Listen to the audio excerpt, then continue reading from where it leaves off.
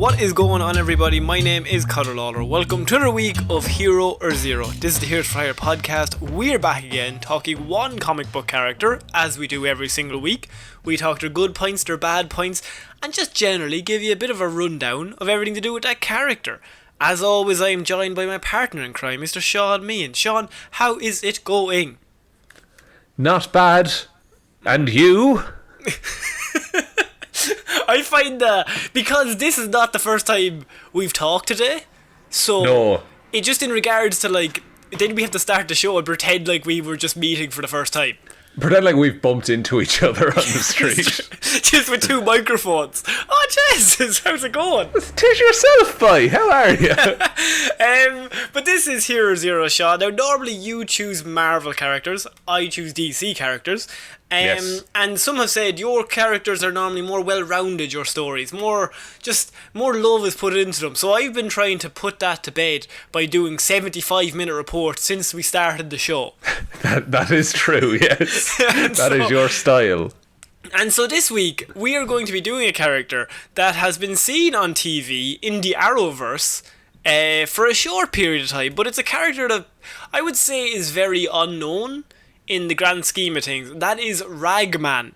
Shaun, what do you know about Ragman? Ragman, you told me about Ragman. Is Ragman dead or something? He's not dead, but he is very associated with dead people. Right, okay. Is he like a Grim Reaper type man? Not really. Well, the thing about Ragman is that he has two origins kind of thing. So he has an origin pre-Crisis on Infinite Earths, and then after Crisis in 86 or 85, he has a different origin. Now, I have the two origins here. The first one I kind of like, but the second one is kind of the one we're probably going to go off more so. But in regards to Ragman, he was created in 1976 for his first appearance. And he was created by artist Joe Kubert and writer Robert Conor. Sorry if I'm butchering Mr. Conor's name. He was basically created to compete with Marvel's X-Men and characters like Warlock over on Marvel. Right, okay. Okay. And during the 70s, the popularity of darker heroes was growing because you can kind of go off Batman even. Like, Batman was getting darker by the day since the 60s comic or the 60s TV show said Batman was very dark, and so the rest of DC kind of followed suit. So in this time they were very much throwing darker and darker characters because they were the ones that were most popular. Okay, yeah. And wasn't there a bunch of the Comics Code Authority, they got real lenient in the 70s and you could start to use horror and gore and stuff a lot more. Yeah. And because Marvel's X-Men and say Warlock, they were dark, but they were also some of them were mystical in their powers even, or they could do certain things. You did Cloak and Dagger last week, that guy literally has a demon inside him. Yes. So that's what they were doing over at Marvel, so DC kind of said they'd follow suit and Ragman would be the one to fit the bill. So his name is Rory Reagan, and he is actually one of the very few major characters in comic books who is Jewish. The only other one I can think of is the Thing from Fantastic Four, but he's probably one of the most famous Jewish heroes is Ragman. He was raised by his single father. This is the original origin. So he was raised by his single father, Jerry Reagan, after his mother died when he was young. So Jerry owned a local junk shop. Rags and Tatters was the name of the shop. Very good. And he promised Rory that they would get rich. Rory joined the United States Army and served in the Vietnam War, while Jerry would spend every night drinking with his buddies in the junkyard behind their shop. What a legend. What a few cans with the lads, right on. So one night, Jerry and his friends discovered a mattress stuffed with money in the yard, and they agreed their lives were spent and decided to finally make Rory rich. So they were going to give the money to Rory. Good fordering. We found this money, but we can use it to build up my son because we're all kind of older now, and our lives are done. Yeah, he can be better than us. Yeah. Unfortunately, the gangster who hid the mattress came to get it and held him at gunpoint. Immediately after, Rory turns up And so all the gangsters are there holding these guys hostage. And they held them at gunpoint, demanding the location of the money. And they were like, no. where did you put it? Where did you put it?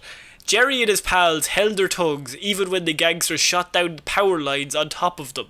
Rory arrived and tried to pull them out, each man locking hands in a human chain.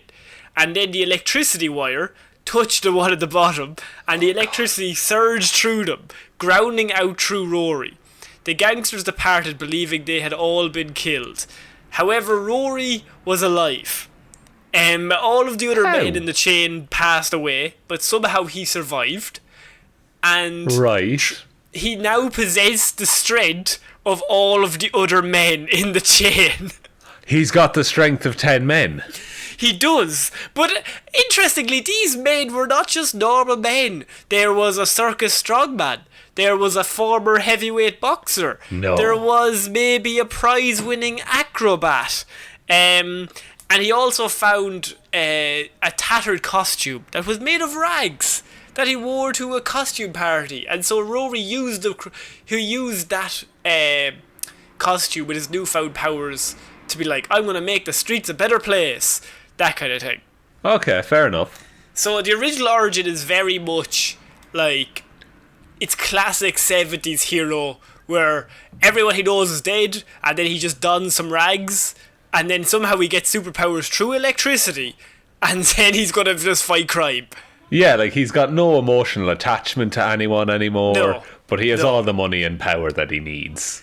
And so that's literally all he was for the first bit, but after Crisis on Infinite Earths, they decided to completely rejig the character. They kept some parts, mostly in terms of like all of the powers of different people inside him, but in a different way. So Ragman was not part of the DC universe for a long time after Crisis on Infinite Earths. So in 92, the character was reinvented by Keith Giffen. And many aspects of the pre-Crisis Ragman remained the same. His name was the same, his father, Jerry, was as giving as he was before. Jerry was meant to be like this servant in the community. Like, he was a really nice man. Okay. And both Jerry and Rory worked at the same pawn shop, Rags and Tatters. This time, however, things go bad when some hoods try to take over the pawn shop to use it as a front for drugs. When the Reagans refuse, not the drugs. When the Reagans refuse, they are both beaten.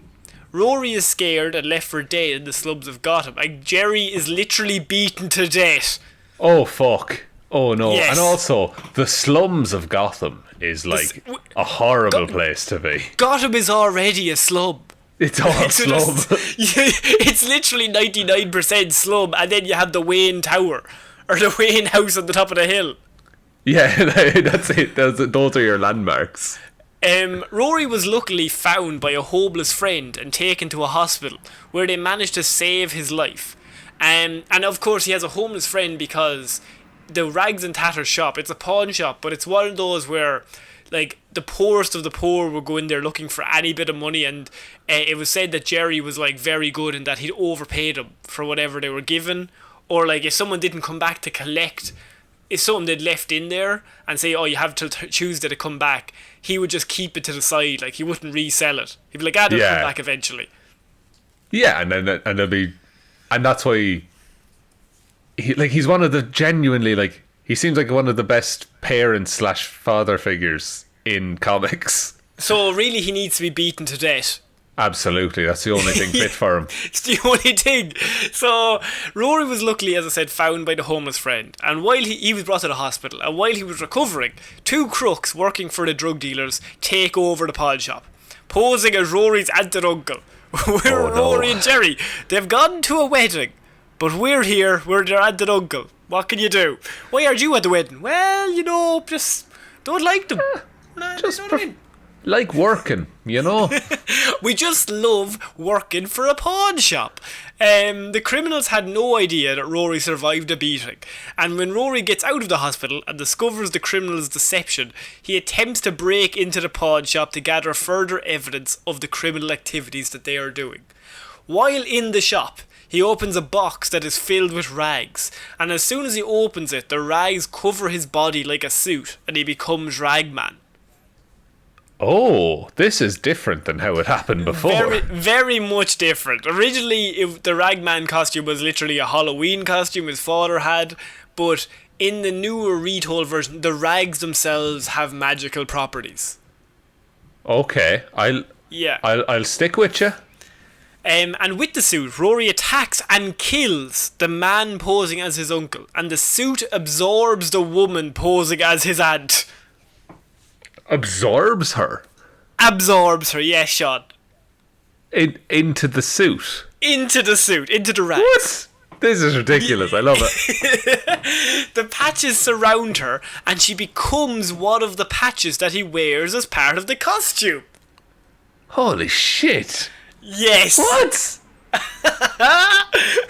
After this, he attacks and kills all the criminals he can find that are involved with the drugs and the death of his father. So he'll kill. He's going around, because it's very much Amazing Spider-Man, when he's going around killing all the criminals that killed his father. Anger and vengeance, yeah. I'm with you. And remember, the suit absorbs people. Their souls. So, and are they ever fully dead? Like, do they find rest? Oh, Shaun, there's so many different ways they could do it. Sometimes the body is just like a shell. Like, the body is there, and the soul is taken. Oh, Jesus. Yeah. That's awful. Yeah.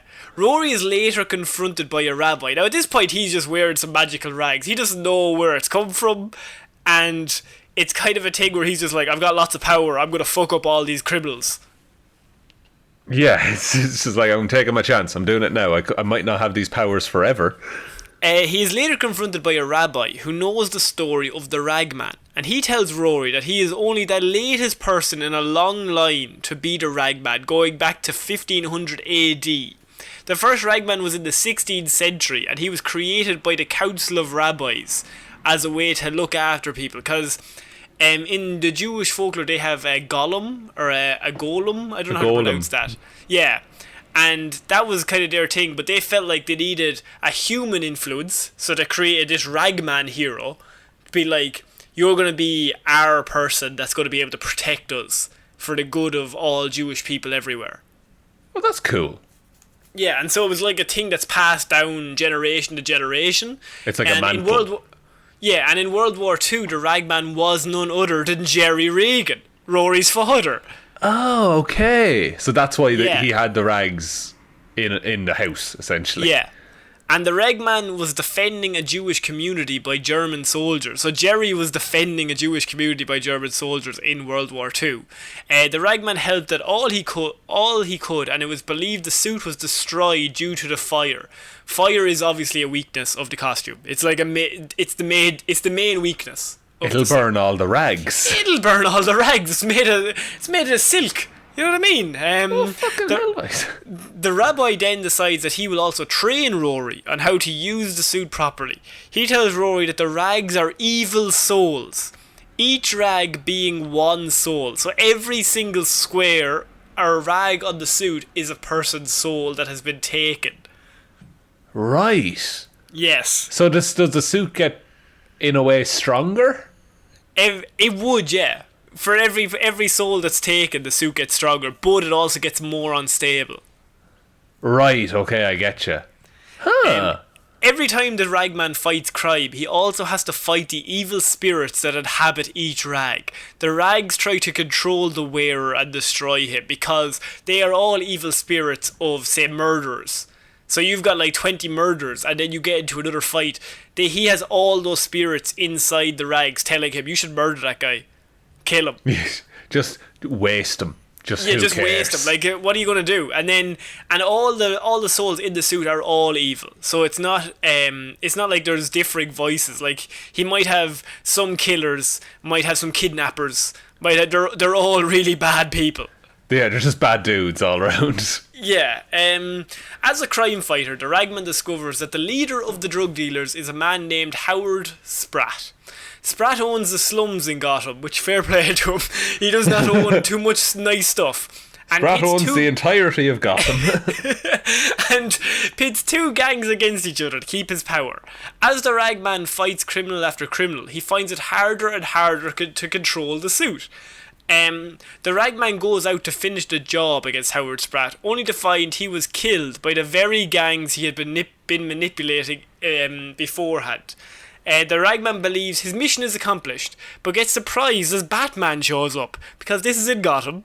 Of course. Batman has found out about the Ragman and plans on turning him into the law. He chases Ragman, but is stopped by the people of the slum, who surround him to protect Ragman, as they see him as one of their own, and they're like, he's a good dude. He's trying to make this place a better place. Okay, so the people stand up. So do they all know about the history of Ragman, or do they just know him as a person? I think they just know him. It might be a legend, like the legend of Ragman, but they just know him, that he's kind of... He's putting away is a loose way to say that he's murdering all of these gangs. But he's getting them off the street. Exactly. Ragman then moves to New Orleans to get away from Batman. It is there that he stops a bloody rampage. After this, he finds it more and more difficult to control the suit. So he goes back to Gotham to talk to the rabbi again, who the rabbi very much tries to teach him as much as he can. And the rabbi is sadly eventually killed. And the Ragman chooses to fight for the principles of the rabbi and not give in to the suit. So that's like the main thing of, he's kind of on the edge all the time, and then the rabbi dies and he's like, I gotta honour this man. Like, he's after helping me, so I gotta honour him. That's quite a nice, like, reason for doing the things that he does. Yeah. Which is like kind of horrifying, the things that he does, but he does them for a good reason. True. Ragman is very much seen as like he's always battling with like he has all this power, but he's constantly fighting himself. Yeah. Oh yeah. So like, it's I keep drawing comparisons in my head to Cloak from Cloak and Dagger. Like, yeah, like can absorb people, and there's darkness speaking to him at all times. Maybe that was subconsciously in my head when I was like, oh, Ragman would be a cool guy to do, like tell Shaun about, but it might have just been subconsciously in my head. But after this, the Ragman fought more and more creatures with mystical powers, because of course seeing him kill people is not great for his superhero kind of vibe. Yeah. So they move more into mystical creatures and kind of things. And he fought the demons that invaded Earth, and he made himself an enemy of a demon gang known as the Diablos. It was about that time he also joined up with a superhero team called Shadow Pact, which was a group of heroes with magical abilities. With Constantine in it. Yeah. Actually, I don't know if Constantine was in it. Oh, it seems like the kind of thing he'd be interested in. I think he was in Justice League Dark. I don't know if he was in Shadow Pact. I think Shadow Pact was lower level.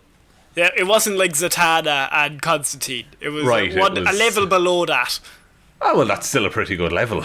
Still a pretty good level. In one of the stories that I read, it was called Ashes to Ashes for Ragman, and in Gotham City, Rory becomes an assistant medical examiner at Gordon's precinct. And on the first day of his job, he finds a corpse being fished out of Gotham Bay, which I can only assume is a fairly normal occurrence for the police. I think it's more common than fish.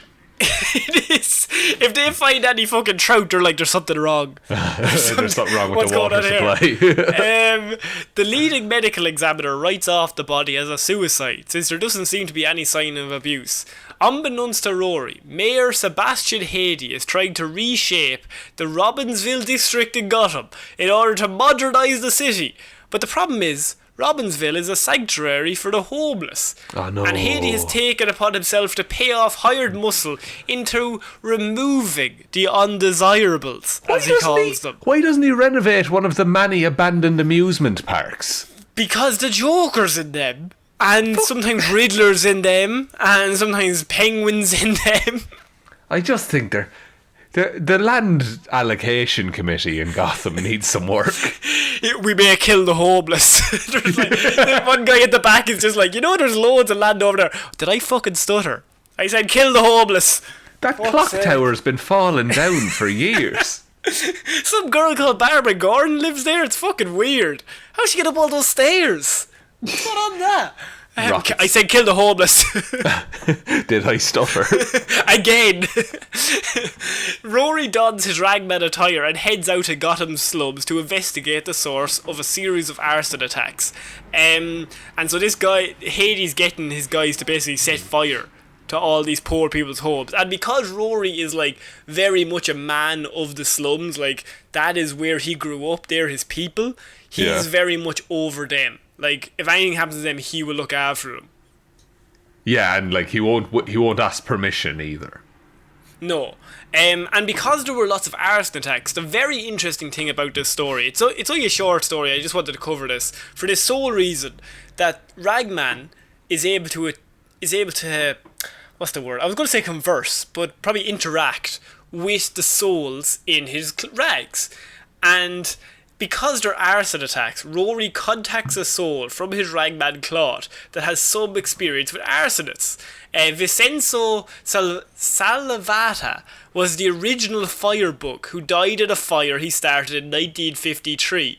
And Rory contacts his soul through the rags because he's one of the rags. And he's Holy like asking shit. him tips. And he's like, if they were trying to set a arson, where would they be? And he's like learning from this soul. Like, oh, well, if I said I would have set it over there to get the best flow. It's like, all right, interesting. And through that, he's able to track down the guys who did it. And it was Firefly who's been hired by the mayor to do that. And Ragman only knows that because he's able to converse with the evil souls that are in his rags. That's really cool. Yeah. It's in the way that like Batman tries to think like a criminal. He can actually like get an expert criminal and feel like, oh, what would you do? Yeah, and I remember like reading that thinking that is so fucking cool as a character thing, just to have that there. Like he's very on the edge at all times, like he could break off, but in that situation there's no other hero in the world of DC that could do that. Like he walks into that room and he's kind of looking around, he's like, I don't really know much about arson, but I know someone who's an expert arsonist. So I'm going to ask their opinion. Yeah, you might get something out of him. Yeah. So in terms of powers and abilities, Shaun, the Ragman acquires corrupted souls by absorbing them and adding them as a rag in the suit. Doing this, however, makes the Ragman very sick and very weak. The Ragman can use the physical powers of any number of the corrupted souls that make up his suit.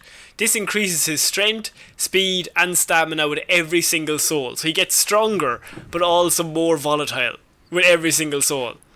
Oh, okay. So what if he absorbed Batman? I think the rags are set up that they only absorb evil souls, but actually that still doesn't rule out Batman. No, he's a monster. He's done a lot of bad things. I would say you could he would get all of his powers and he would get all of his thoughts and intelligence. Wow. That you could break that character very easily then. Very easily. However, it is difficult to tap into a large number of souls at one time. So he kind of picks one or two that were probably very strong at that time, like peak physical condition. Yeah. Pick the guy who's an Olympic athlete and then became a murderer or something. They can kind of write it to whatever way he needs to be. The Ragman suit will materialise whenever he is in danger, and it can teleport the Ragman to wherever he's needed. Also, the Ragman suit can turn into other forms and weapons. The suit has shown some power of flight or levitation at some points. The power appears to be more similar to flight, as it involves precise movement, but there is no exact reference to how fast Ragman can fly, so he's just kind of control levitating. It's just vertical is all he can do. Yeah. The suit has shown to sense the presence of evil, and as such allows Rory to also sense evil. However, this has been shown to be both an asset and disadvantage from time to time, as the suit has acted on its own accord before. Well, as in the suit will just take him to the evil, is it? As in the suit will literally, like he will turn up and say somebody used to be evil and they were trying to reform, but like they were, I don't know, they committed a crime years back. The suit will turn up and will try to immediately start killing them. It's Spider-Man instant kill mode. I get you. Okay, he doesn't have a choice in it sometimes. Yeah, along with the above listed abilities, the suit can also protect against physical damage by spreading that damage to other souls within the suit. Oh, fuck. Okay, so he Yes. can just all the criminals can get punched. Yeah, it uses those souls up. The more damage they take, but also prevents that damage towards Ragman. So he spreads other souls out of all the murderers he has. That's twist. He's really walking a line, isn't he? Yeah. His character. In regards to super strength, Ragman's varies based on the number of souls used in combat. So while there is no exact measure when he was fighting, say, Blue Moon, who was determined to be at half strength, he used hundreds of souls and defeated her. So he fought Blue Moon and used hundreds of souls. Blue Moon's own strength at full is said to match Superman. So that would mean Ragman's full strength could potentially be about half or slightly greater than half of Superman's strength. But if he had enough souls to use up, it could potentially be more. Technically, yes, but he would probably have to get like a lot. Like he would have to kill a lot of people. Yeah, and he probably doesn't want to do that if he doesn't have to. No, so and because every soul means more, like you're more on edge at all times. Yes, and yes. so he has the souls there. He's just trying to keep a hold of them. And for him to take somebody else's soul, like, he has to just, like... It's like he just opens slightly, like a tiny little gap in his hands, lets another soul in, then closes it back up again. He's such a cool character that I've never heard of. Yeah. He also has demon sight. So in Ragman issue 3, Rory is blinded by one of his foes. And after a few moments of worry, he explains he can see in all directions, showing he can see from the soul's eyes in the rags. Oh, fuck. Yes, this is important because if it gives him an advantage over his opponents, he can see everything coming. So even when he has his eyes closed, he's looking through the eyes of the other souls in his rags. So you can't sneak up on him. No, not at all. And in a Is that fight, not- he has an advantage. I just think this is all really cool. It is, and it's really overpowered as well. Like, he must be written very well that he's never, excessive as a character. And he would not be used extensively. Like in the New 52, I don't even think he's around yet. I think Rory Reagan is a character in the New 52, but I don't think he has like a full Ragman story yet. And they're probably saving him for some event or something like that. He was kind of seen, say, he's in Gotham, because of course Gotham has loads of heroes, but he turns up every now and then. I think there's one or two stories where, say, Batman's fighting somebody who's really powerful and Ragman will just turn up, or if Nightwing is in the slums and he needs like someone to help him look around, or someone who's being suspicious lately, like he'll go to Ragman. Yeah, okay. That's... I mean, he's such... I just... What I can't get over is the ability to actually, like, use the information and the skills of everyone he absorbs. Yeah. Because it's not just like what am I trying to say here? He has to like consciously tap into it. He doesn't just know the knowledge. He has to ask someone if he wants the information. Is that how it works? Because otherwise he would just have like millions of voices constantly flowing in his ears. So he has to kind of mute them all out and just pick one at a time.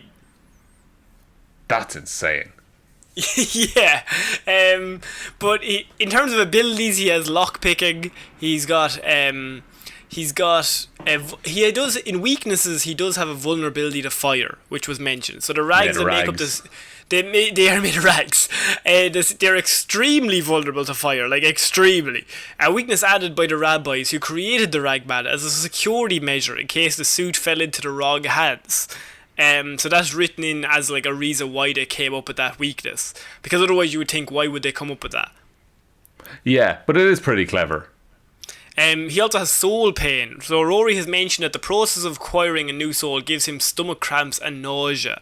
Like, as we've said, he's so powerful, but why he's always on the sidelines is a kind of thing where he's like, if you bring him in, you have to live with the fact that it could go wrong. Like, he could go full evil if he gives in to those souls, like, or if he gets one soul too many, that he just isn't in the right frame of mind to take that soul in. Yeah, or if he's distracted at just the right time. Yeah, and then you have like this incredibly dangerous being who's just full of evil.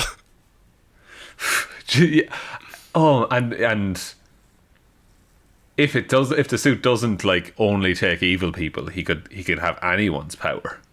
Yeah, at the minute it's set up that it can only take evil. Yeah, but that could change, Conor. Like he could take Batman, which actually no, still evil.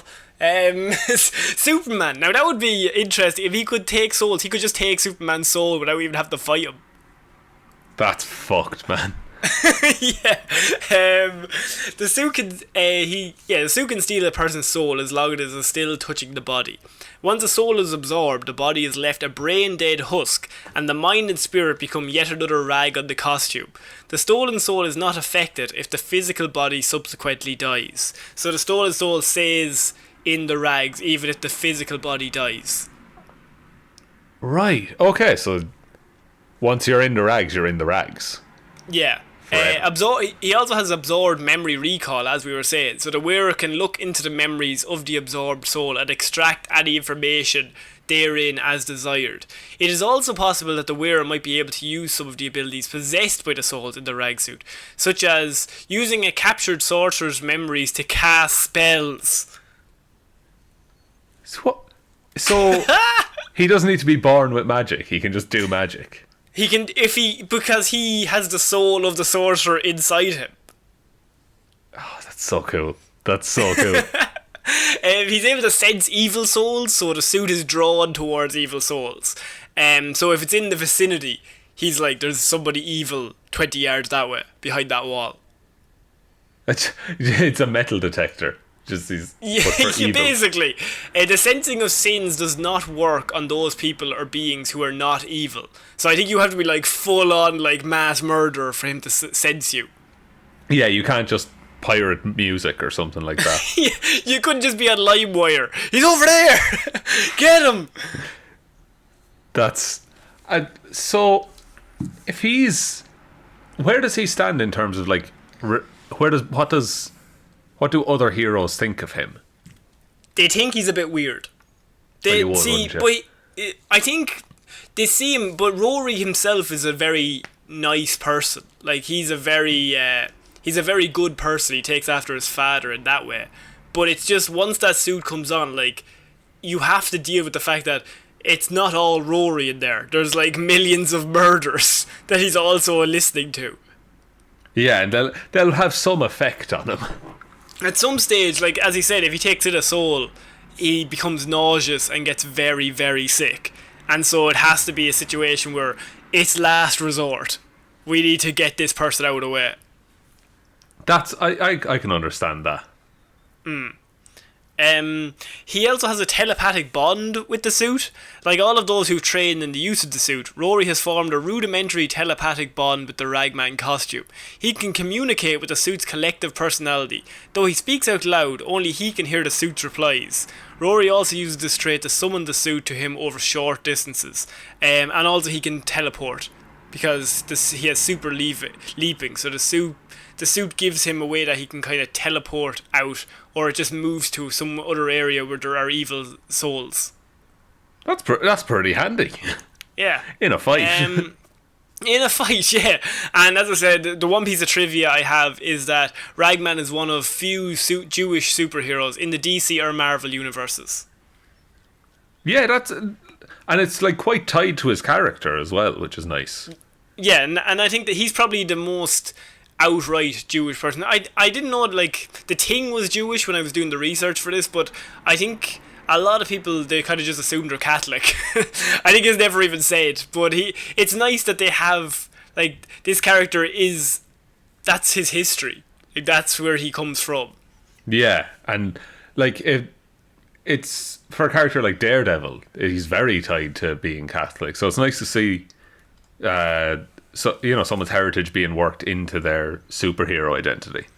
Yeah, and so that's it for my report on Ragman. He's also in Arrow season 5 if you want to go watch that, but he's not as good. Well, Arrow's not as good in season 5. Definitely not, no. That was a really good report, Conor. Well done, you've educated me on a very cool man. Yes. Do you want to take us out, Shaun? Yes, thank you everyone for listening to this episode of Hero or Zero. We will be back on Monday with another episode of Movie Mondays, Wednesday with Weird News Wednesday, and next Friday with another episode of Hero or Zero. We also have a Lazarus pick coming out. Yes, we do. That should be out this weekend. Probably at some stage this weekend or early next week. Yes, it will be out. We were covering Batman and Robin, the classic. Because we hate ourselves. Yes. So look forward to that if you're one of our Patreon supporters who support us over on patreon.com/Here's for Hire podcast. There's a whole bunch of Lazarus Pits, which are where we talk about an old movie. There's a whole bunch of them up on there, and everyone who supports us over there is the nicest human. So thank you very much. We are also on all the social medias. They're all linked in the description, or you can email us here'sforhire_@outlook.com. But the best way you can support the show is by telling one human being that we exist. Just the one, please. Just the one. I was waiting for you to say no more. No more. We can't take the fandom, guys. But I think that's about it. Yeah, I think so. So I've been Conor Lawler. I've been Shaun Meehan. I'll see you next week, guys. Bye. Bye.